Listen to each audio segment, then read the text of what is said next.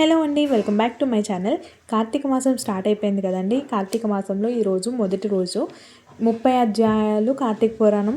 ప్రతి ఒక్క రోజుకి ఒక్కొక్క అధ్యాయం చొప్పున చదువుకుంటాం కదండి. అలానే ఈ 30 అధ్యాయాలు కూడా నేను ఈ ఒక్కొక్క అధ్యాయం కూడా నేను ఈ ఛానల్లో అప్లోడ్ చేస్తాను.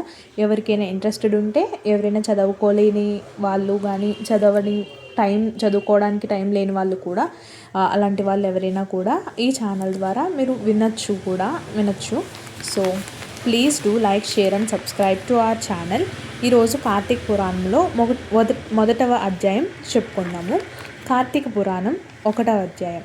కార్తీక మాస విశిష్టతను జనక మహారాజుకి వశిష్ఠ మహర్షి తెలుపుట. కార్తీక మాసం ఎంతో పవిత్రమైన మాసం. అలాంటి ఈ మాసాన్ని గురించి వశిష్ఠ మహర్షి ద్వారా జనక మహర్షి తెలుసుకుంటాడు. జనక మహారాజు కోరిక మేరకు వశిష్ఠ మహర్షి చెబుతూ ఉన్నట్టుగా కార్తీక పురాణం కొనసాగుతుంది. లోక కళ్యాణం కోసం వశిష్ఠ మహర్షి ఒక యాగాన్ని తలబెడతాడు. అందుకు అవసరమైన యాగ ద్రవ్యాల కోసం ఆయన జనక మహారాజు దగ్గరికి వెళ్తాడు.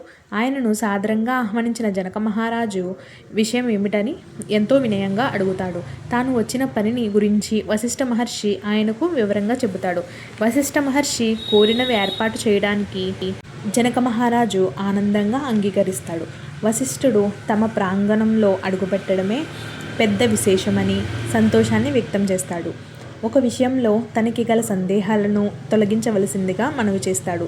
అందుకు వశిష్ఠుడు తమ ప్రాంగణంలో అడుగుపెట్టడమే పెద్ద విశేషమని సంతోషాన్ని వ్యక్తం చేస్తాడు. ఒక విషయంలో తనకి గల సందేహాలను తొలగించవలసిందిగా మనవి చేస్తాడు. అందుకు వశిష్ఠుడు అంగీకరించడంతో కార్తీక మాసం యొక్క విశిష్టత ఏమిటని అడుగుతాడు.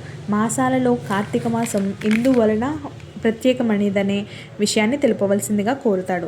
మిగతా మాసాల కంటే కార్తీక మాసం ఎలా గొప్పదనే విషయాన్ని వివరించమని అడుగుతాడు.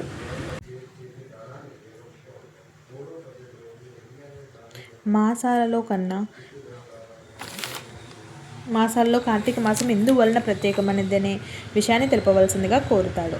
మిగతా మాసాల కంటే కార్తీక మాసం ఎలా గొప్పదనే విషయాన్ని వివరించమని అడుగుతాడు. వశిష్ఠుడు తన యాగానికి అవసరమైన ద్రవ్యాలను సమకూర్చుతానని చెప్పిన జనక మహారాజుకు ఆశీస్సులు అందజేస్తాడు. కార్తీక మాసం యొక్క విశిష్టతను గురించి తెలుసుకోవడానికి జనక మహర్షి ఆసక్తిని చూపడం, ఆతృతను కనపరచడం వశిష్ఠుడికి ఆనందాన్ని కలిగిస్తుంది. కార్తీక మాసం యొక్క గొప్పతనాన్ని తెలుసుకోవడానికి ప్రయత్నించడంతోనే సగం పాపాలు నశిస్తాయని, పాపాల నుంచి బయటపడి పుణ్య మార్గంలో ప్రయాణించాలనుకునే వారికే ఇలాంటి ఆలోచన కలుగుతుందనే అభిప్రాయాన్ని వ్యక్తం చేశాడు. కార్తీక మాసం శివకేశవులిద్దరికీ ఎంతో ప్రీతికరమైనది, మహిమాన్వితమైనది.